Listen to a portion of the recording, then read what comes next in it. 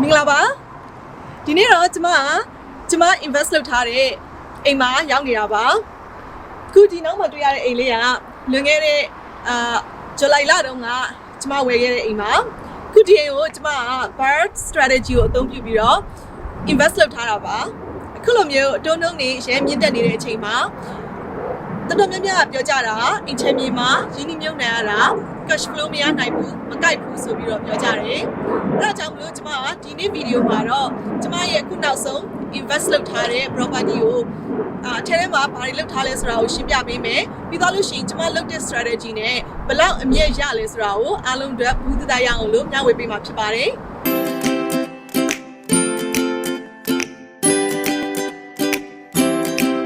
ကျမနာမည်ဝင်မြတ်သူပါ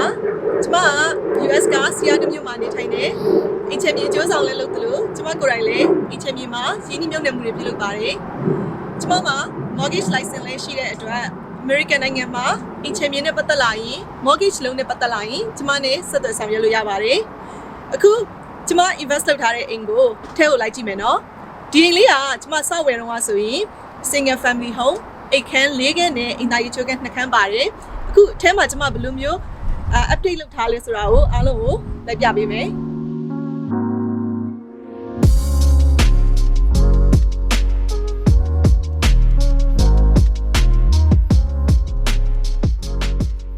အခုကျမရနေတဲ့နေရာကတော့အိမ်ရဲ့ဒီအိမ်ခန်းမှာအိမ်ပြန်ကနေမှဝင်လာမယ်ဆိုလို့ရှိရင်ဒီဟာကအခန်းကျဲအိမ်ခန်းကျဲပေါ့နော်ရင်တော့ဒီအပေါ်တက်မှာဆိုရင်အိမ်ခန်း3ခန်းနဲ့အင်တာရီချိုခန်း1ခန်းပဲရှိတယ်အဲ့ဒါကိုကျမအိမ်ခန်း4ခန်းဖြစ်အောင်ပြောင်းလိုက်တယ်ခန်းတစ်ခန်းထည့်လိုက်တယ်အင်တာရီချိုးခန်းကိုနောက်တစ်ခုထပ်ထည့်လိုက်တယ်အဲ့တော့အခုဒီအိမ်ရဲ့ပထမတက်မှာဆိုလို့ရှိရင်အခန်းက၄ခန်းအင်တာရီချိုးခန်း2ခန်းကျမရဲ့ရွေးချက်ကကြတော့ဒီအိမ်ကိုတစ်ခန်းကြီးစီကျမကဒီအိမ်ငါးတွေတင်တဲ့အခါကြလို့ရှိရင်ဒီအိမ်ခန်းတစ်ခန်းမှာနေတဲ့လူတစ်ယောက်ကအင်တာရီချိုးခန်းတစ်ခုကိုမျှပြီးတော့သုံးအောင်မှာပေါ့နော်အခုဒီကျမရဲ့နောက်မှာတွေ့ရတဲ့အခန်းကအဲ့ဒါကျမအသစ်ထည့်ထားတဲ့ toilet ပါ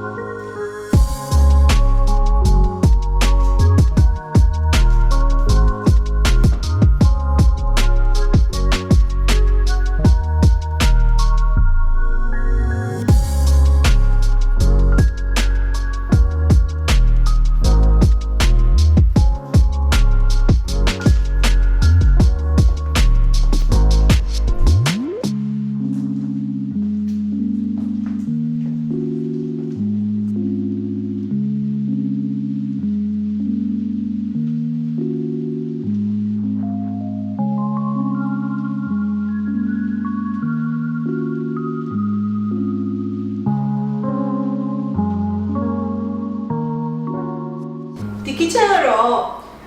original kitchen ကိုကျမဒီ TLC ပေါ့နော်ဟိုကြည့်လို့ကောင်းအောင် cosmetic အတွက်ပဲပြင်ထားတယ်တကယ်လို့ကိုကရောင်းဖို့အတွက်ပြင်တာဆိုလို့ရှင်တော့ဒီ cabinet တွေကိုအသစ်လဲရမယ်ဒီ counter ရဲ့အရင်တော့ဆိုရင်ရမ်းကိုဟောင်းတယ်တကယ်ကြွေပြားတစ်လေးနဲ့တော်လေးကိုရုပ်ဆိုးပါတယ်အခုအဲ့ဒါကိုကျမဒီကြွေပြားအကြီးတွေပြန်ကတ်လိုက်တယ်ပေါ့နော်ကိုကဒီအိမ်ကရောင်းမေ့ရွေချက်မရှိဘူးကျမကဒီဟာကို land banking လုပ်ထားတာဝယ်ပြီးတော့အကြာကြီးကင်ထားမယ့်အိမ်ဖြစ်တယ်ပြီးတော့ငှားဖို့လည်းရည်ရွယ်ထားတဲ့အတွက်အရင်ကိုရောင်းတဲ့ quality လောက်ကောင်းအောင်လို့ပြင်စရာမလိုဘူးအငှားအနေနဲ့စင်ပြေတဲ့ပုံစံမျိုးပဲကျမပြင်ထားတယ်အဲ့ဒါကြောင့်မလို့လေကုန်ကြစည်မှာပြင်တဲ့အခါမှာကုန်ကြစည်တက်အောင်လို့ခြွေထားနိုင်တယ်ခုဒီ kitchen ကသူ original ကကျယ်ပြီးတော့ဒီ cabinet တွေကအရင်တော့ဆိုရင်အညိုရောင်အရင်ရုပ်ဆိုတယ်အဲ့တော့အခုခင်မိတဲ့အရောင်ဖြစ်အောင်လို့ဒီမီးခိုးရောင်လေးပြောင်းလိုက်တယ်ပြီးတော့တချို့ appliances တွေအရင်ဟောင်းတာတွေကိုကျမပြန်ပြီးတော့လဲလိုက်တယ်ခုဒီမှာဆိုရင်ဒီ backsplash တို့ counter တို့ကြတော့ကြွေပြားကိုပဲသုံးထားတယ်သူကခင်မိတယ်ပို့ပြီးလာသွားတယ်ဒါပေမဲ့ကုန်ကြစရိတ်အနေနဲ့ကကြတော့အရင်ကြီးများမနေဘူးပေါ့နော်ခုဒီမှာဆိုရင်kitchen area ဟိုမှာမီးဖို့ ပြီးတော့ရှင်ဒါက dining area ဆိုတော့နောက်ပြီးတော့ဒီ kitchen ကိုခင်မြောင်လို့ဒီပုံမှန်တက်ထားတဲ့ဒီ lighting fixture လေးတွေကိုခင်မြေတဲ့ဟာလေးတွေနဲ့ပြောင်းလိုက်တဲ့အခါမှာဒီ kitchen ကအရန်ကိုကြည့်လို့အဆင်ပြေသွားတယ်ခုကျမရဲ့ဒီ tenant တွေဆိုရင်လည်းဒီအိမ်ရဲ့ features တွေကိုသူတို့ကအရန်သဘောကျကြတယ်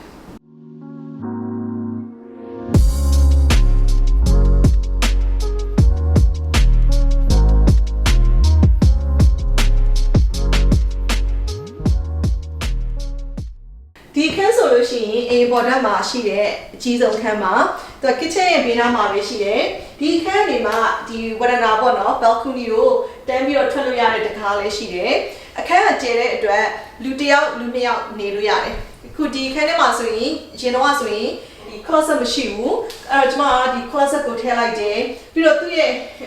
closet ရဲ့အနောက်မှာလည်း storage အတွက်နေရာအကျယ်ကြီးရှိတယ်ပြီးတော့ဒီအခန်းကိုမိချောင်းတွေအသစ်လဲလိုက်တယ်ဆေးတွေတုပ်လိုက်တယ် cosmetic အနေနဲ့ပြင်လိုက်တဲ့အခါမှာဒီအခန်းအခုဆိုရင်ရဲကိုအခန်းလေးကျယ်တဲ့အတွက်တော်တော်လေးကိုနေလို့အဆင်ပြေတဲ့အခန်းဖြစ်သွားပြီ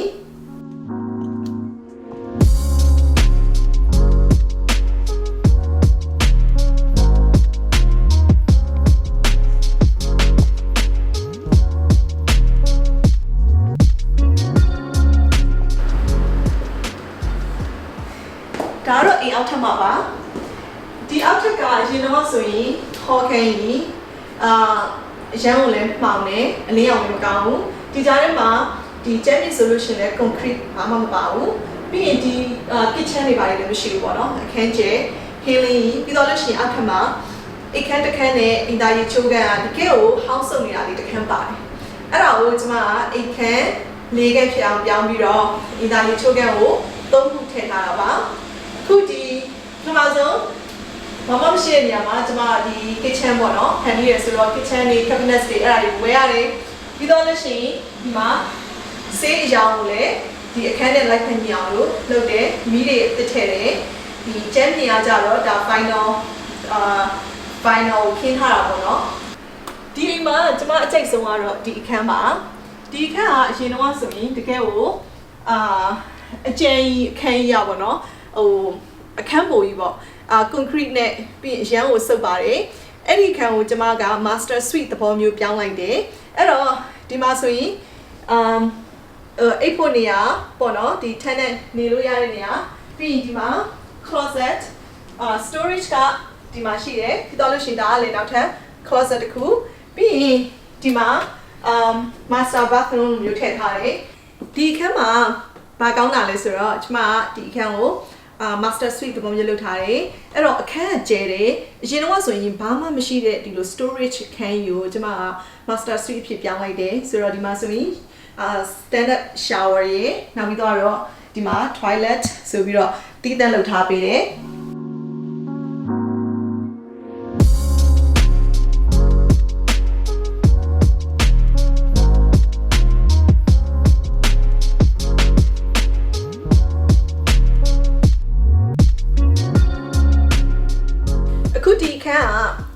ကောင်းတဲ့အချက်ကဘာလဲဆိုတော့အခန်း size ကကျယ်တယ်ဒီအိမ်ကိုစောက်ဝင်တော့ဆိုရင်ဒီအခန်းမှာဘာမှမရှိဘူးတကယ်ကိုအောက်ကတမန်တလင်းပြီးလို့ရှိရင်အခန်းနဲ့ရန်နေရဆိုလို့ရှိရင်လည်းတကယ်ကိုတချို့တော့ကတမန်တလင်းတချို့ကျတော့ဒီနဲ့ရန်နေရတော်တော်ဆုပ်ပြက်နေတာပေါ့နော်အဲ့ဒါကိုကျွန်မအခုလိုမျိုးနေချင်းစပွဲလေးဖြစ်အောင်လို့စတူဒီယိုအနေနဲ့ပြောင်းလိုက်တယ်အခန်းကျယ်တဲ့အတွက်အိတ်ဖို့နေရာအပြင်ထိုင်မှုနေရာတွေလည်းရှိတယ်ရင်တော့ဆိုရင်ဒီမှာပရင်းပေါက်လည်းမရှိဘူးဒီနေရာကြီးကတကယ်ကိုအချင်းထောင်ကြီးလိုပဲပေါ့နော်ခန်းကြီးကတော်တော်လေးချိန်နေဆိုရယ်အဲ့ဒါကိုကျွန်မအခုလိုမျိုးလေးချင်းစရာဖြစ်အောင်ပြင်လိုက်တယ်သူ့ရဲ့ကောင်းတဲ့ချက်ကကြတော့ဒီအခန်းအနေမှာအပေါ်ကအိမ် garage ကိုတက်လို့ရတဲ့လှေကားဘေးမှာပါတယ်ပြီးတော့လို့ရှိရင်အပြင်ကိုထွက်မယ်ဆိုလို့ရှိရင်လည်းတီးတက်တကားရှိတယ်ဟိုအပြင်အိမ်မာကြီးကနေမှဖြတ်ပြီးတော့သွားစရာမလိုဘူးအဲ့ဒါကြောင့်မလို့တကယ်လို့ဒါဒီအခန်းကိုကျွန်မနောက်ပိုင်းမှာစတူဒီယိုအနေနဲ့ Airbnb လိုမျိုးငှားချင်တယ်ဆိုလို့ရှိရင်လည်းအဆင်ပြေတဲ့အခန်းလေးပါအခုဆက်လက်ပြီးတော့ဒီ investment property မှာကျမရဲ့ကုန်ကျစရိတ်အတိအကျဘယ်လောက်ရှိလဲနောက်ပြီးတော့ဒီကနေမှအကျိုးအမြတ်တွေဘယ်လောက်ရခဲ့လဲဆိုတာကိုထပ်ပြီးတော့ရှင်းပြပေးမယ်ဒီအိမ်ကိုကျမဝယ်ခဲ့တုန်းကဝယ်ဈေးက$9 သိန်းအဲ့ဒီ$9 သိန်းကိုကျမက 20% down payment ပေးပြီးဝယ်တာဆိုတော့ကိုယ့်ရဲ့ out of pocket က$1,400 closing တွေပါနေနေဆိုတော့$1,500 ဝန်းကျင်ပေါ့နော်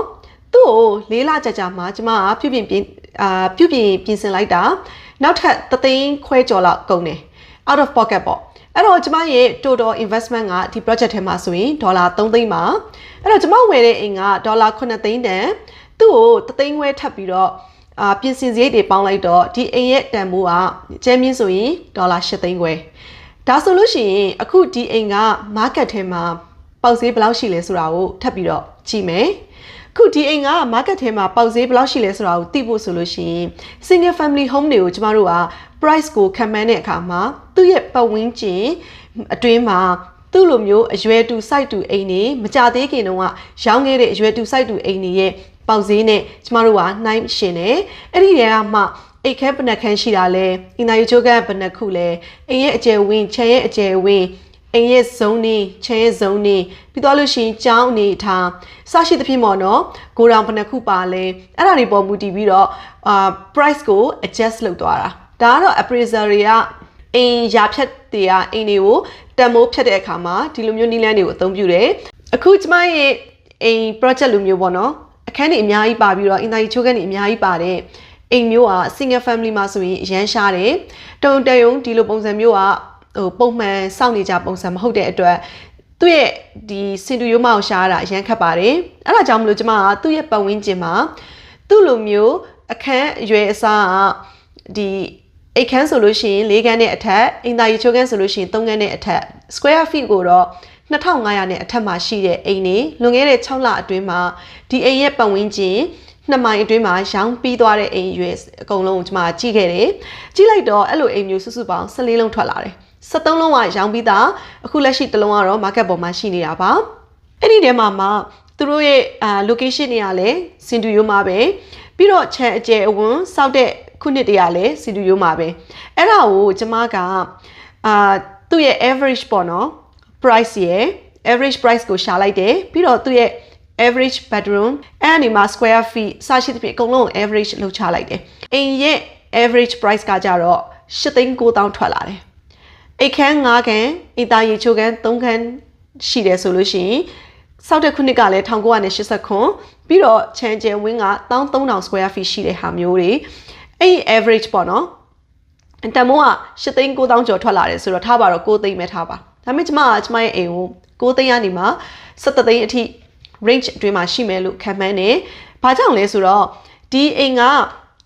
အခုကျမဒီ average လောက်ထားတဲ့စင်တူရိုးမအိမ်တွေထက်ဆိုင်ရင်အိတ်ခန်းက10ခန်း3ခန်းပိုများတယ်။အင်တာယူချိုးခန်းကလည်း9ခန်းမှာမှ master က2ခန်းပါနေတယ်။ပြီးရင် kitchen ကလည်း2ခုပါတယ်။ကားကိုယ်တော်လည်း2ခုရှိတယ်။အိမ်ရဲ့ square feet ကလည်း3,200လောက်ရှိတယ်။ဆိုတော့ကျမဒီရှာထားတဲ့ example ထက်ဆိုင်သူကပို့ပြီးတော့တိတိတတ်တာရွယ်စားကြီးတယ်။အိမ်ရဲ့ square feet ကတော့3,200ရှိတယ်။အိမ်ဘလောက်ကြီးသေးသေးပေါ့နော်။အဓိကအိတ်ခန်းကအဓိကပဲလေအိတ်ခမ်းများလို့ရှိရင်အိမ်သားများနေလို့ရတယ်များငှားလို့ရတဲ့အတွက်အဲ့လိုခမ်းများတဲ့အိမ်တွေကတော့ဈေးပို့ပြီးတော့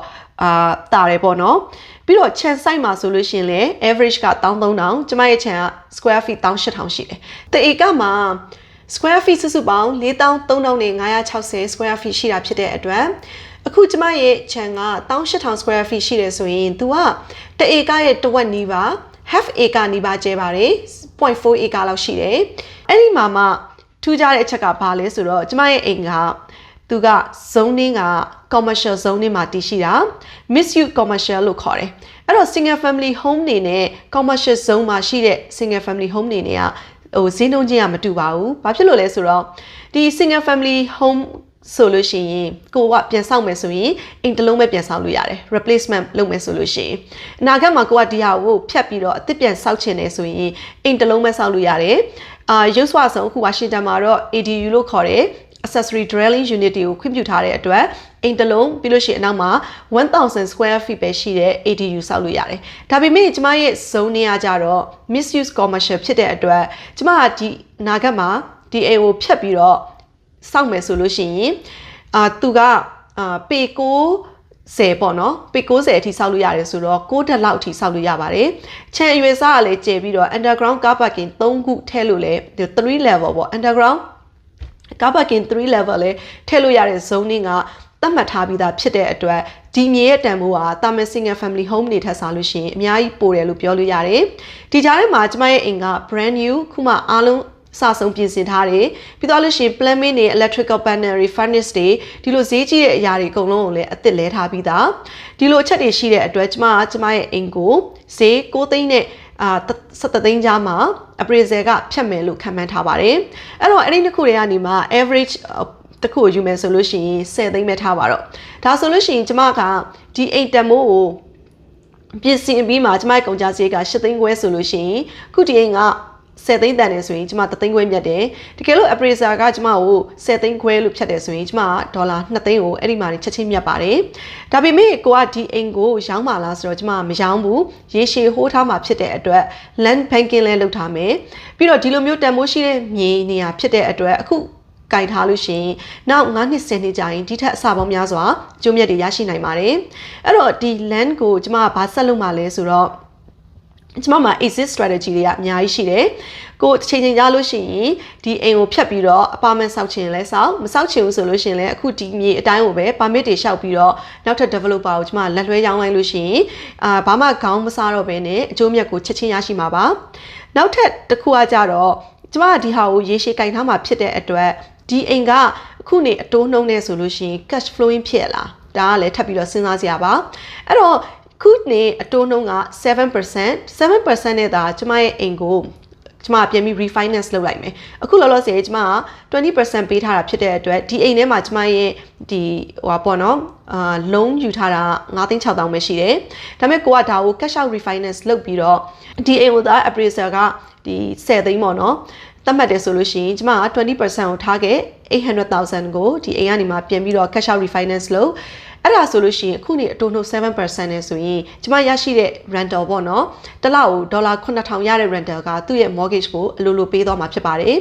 အဲ့ဒီမှာကျမကဘာကျိုးမြတ်ရမလဲဆိုတော့ကျမထုတ်လိုက်တဲ့8သိန်းနဲ့ကနေ9,600,000ကို lender ကိုအကျွေးဆက်လိုက်ပြီးပြီဆိုလို့ရှိရင်ကျမအခွန်ပေးစရာမလိုတဲ့ပတ်စံကိုရရှိမှာဖြစ်ပြီးတော့နောက်ထပ် project တွေမှာရင်းနှီးမြှုပ်နှံမှုအတွက်ရရှိမှာပါဒီ investment နည်းလမ်းကိုဘယ်လိုခေါ်လဲဆိုလို့ရှိရင် bar strategy လို့ခေါ်ပါတယ် buy rehab rent refinance နဲ့ repeat လုပ်တာပါအဲ့ဒီမှာကျမထပ်ပြီးတော့ land banking ဆိုတာကိုထည့်ထားတယ်အဲ့ဒါကြောင့်မလို့ဒီ bar strategy ကိုသေးစိတ်သိချင်တယ်ဒီလို project မျိုးကိုစိတ်ဝင်စားတယ်ဆိုရင်ကျမဖွင့်ထားတဲ့ grow and win online learning မှာ real estate investment training ရှိပါတယ်အဲ့ဒီသင်တန်းမှာဒီ bar strategy ဘယ်လိုလုပ်လဲဆိုတာကိုအသေးစိတ်သင်ပေးပါတယ်နောက်ပြီးတော့ဒီလို project မျိုးကိုကျမနဲ့အတူတူကြိုးတူပူးပေါင်းပြီးတော့လုပ်ချင်တယ်အနာဂတ်မှာ partner လုပ်ချင်တယ်ဆိုရင်လည်းကျမနဲ့ဆွေးနွေးနိုင်ပါတယ်အားလုံးကျေးဇူးအများကြီးတင်ပါတယ်ခုလိုမျိုးအတိုးနှုန်းတွေမြင့်တက်နေတဲ့အချိန်မှာတခြား investment တွေက